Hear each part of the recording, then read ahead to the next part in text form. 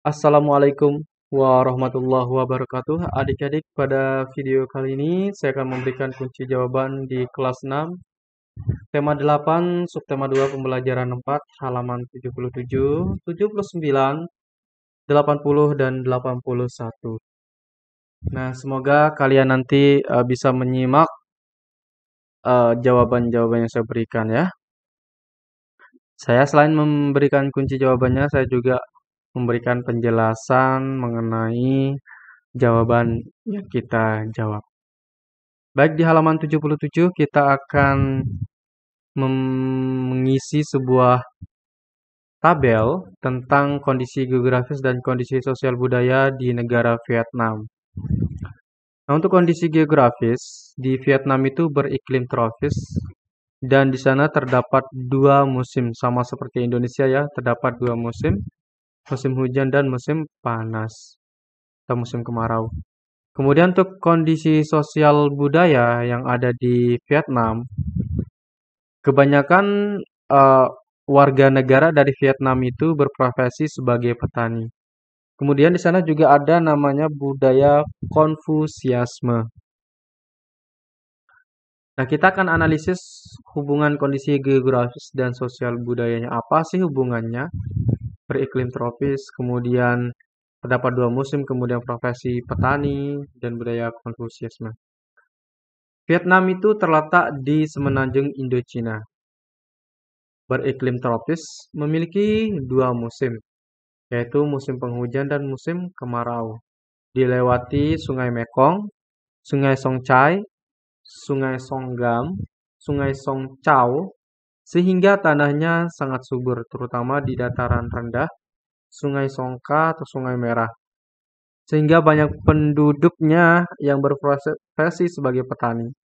Kegiatan ekonomi penduduk Vietnam yang utama adalah pertanian dengan hasil utama padi yang banyak diusahakan di delta-delta utama dan sepanjang dataran pantai. Kebudayaan Vietnam berpegang teguh pada Konfusianisme yang menekankan pada tugas-tugas yang bersifat kekeluargaan. Nah, karena disebabkan oleh kondisi geografis beriklim tropis dan terdapat dua musim, nah di sana adanya Sungai Mekong dan Sungai Songchai, kemudian Songgam, Songchao. Ini menyebabkan tanah-tanah di Vietnam itu sangat subur. Nah, tanah yang sangat subur itu dimanfaatkan oleh orang, ditanami tanam-tanaman, persawahan, perkebunan, sehingga kebanyakan orang di Vietnam itu bekerja sebagai petani. Profesi utama mereka adalah petani karena itu sangat potensial sekali karena didukung oleh musim penghujan, oleh beriklim tropis, kemudian banyak sekali sungai-sungai yang mengaliri air-air sehingga menyebabkan tanah-tanah di Vietnam itu menjadi subur. Berikutnya kondisi geografis di Thailand dan kondisi sosial budaya di Thailand. Thailand itu memiliki iklim tropis yang hangat dan basah. Kondisi sosial budaya di Thailand, kegiatan ekonomi di sektor pertanian juga ya. Kemudian kita akan menganalisis hubungan antara kondisi geografis dengan sosial budaya. Thailand itu artinya tanah merdeka. Thailand merupakan satu-satunya negara di Asia Tenggara yang tidak pernah dijajah. Beriklim tropis yang hangat dan basah. Dataran rendah di bagian tengah merupakan wilayah paling subur yang dialiri Sungai Chao Phraya. Kegiatan ekonomi penduduk yang utama adalah sektor pertanian. Karena tanahnya yang subur, daerah pantai di Pattaya merupakan salah satu tempat objek wisata terkenal dari Thailand. Nah, karena iklimnya tropis di Thailand itu kemudian ada Sungai Chao Phraya yang mengalirkan air sehingga menyebabkan tanah-tanah atau dataran rendah di Thailand itu menjadi subur. Nah, tanah yang subur itu dan air yang melimpah dimanfaatkan oleh warga negara Thailand digunakan untuk tempat bercocok tanam. Nah, jadi kegiatan bercocok tanam ini menjadi sektor pertanian. Jadi orang-orang di Thailand atau warga Thailand itu menjadi petani. karena tanahnya yang subur. Kemudian ada tempat wisata yang sangat terkenal di Thailand yaitu yang namanya Pantai Pattaya. Nah, banyak orang terutama di bagian Pulau Sumatera ya, baik di Sumatera Utara, Aceh dan lain-lain itu berwisata ke Thailand, terutama ke Pantai Pattaya. Selain karena jarak yang dekat dari Pulau Sumatera ke Thailand ya, itu menyebabkan banyak negara atau banyak orang di Indonesia yang berlibur ke pantai di Pattaya. Berikutnya, di sini kita akan mengisi gagasan utama, kemudian kita akan melingkari 3 kata kunci dalam gagasan utama, dan kita akan menuliskan kata-kata tersebut di dalam kolom yang disediakan. 3 gagasan utama, 1, 2, 3, kemudian ringkasan bacaan. Nah, jadi tugas kita yang ditulis adalah gagasan utama, 3 gagasan pendukung, serta ringkasan bacaan. Nah, di sini jangan lupa kalian tulis nama, tanggal kalian menjawab. Baik, langsung saja ya. Nah, di sini pembangunan sektor pertanian di Asia Tenggara. Gagasan utamanya adalah pertanian sektor strategis perekonomian negara. 3 kata kunci dalam gagasan utama yaitu pertanian, sektor strategis, dan perekonomian negara. 3 gagasan pendukung. Keuntungan lain sektor pertanian adalah penyerapan tenaga kerja yang tinggi. Sektor pertanian tanaman padi merupakan sumber pendapatan utama petani di Thailand, Vietnam, maupun Kamboja. Kemudian ketiga, fluktuasi produksi beras tetap saja mereka alami.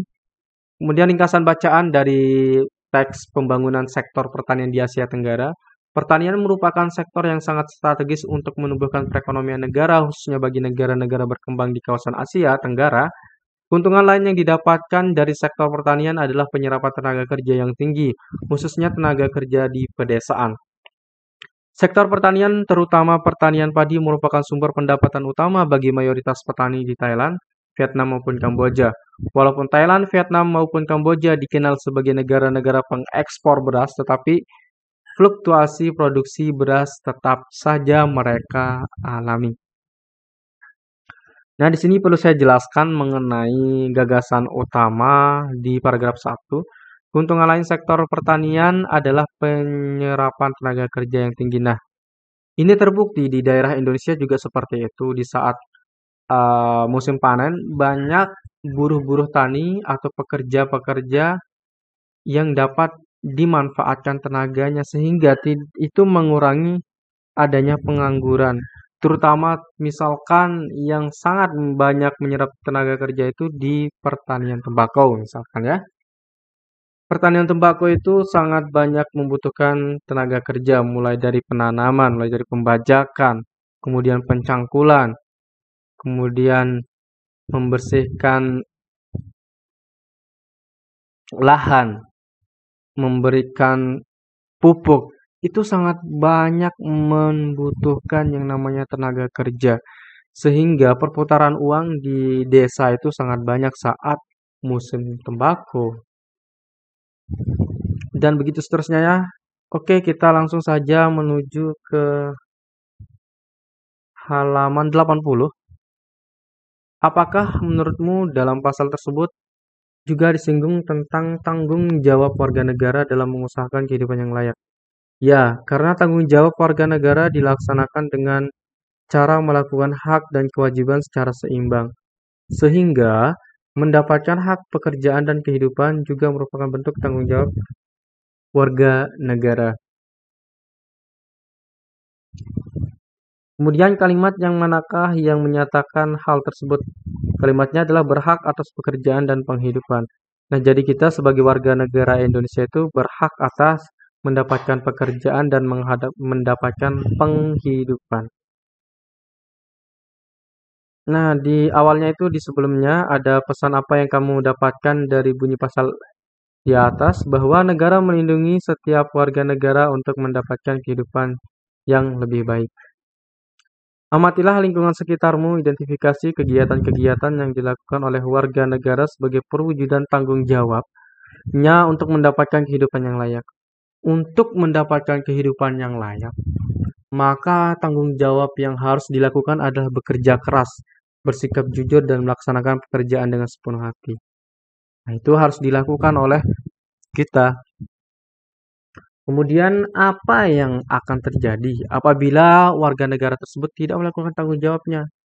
Akan terjadi ketidakseimbangan antara hak dan kewajiban yang akan menimbulkan pertikaian, konflik, permusuhan yang pada akhirnya hilangnya nilai kebersamaan, kekeluargaan, dan persatuan.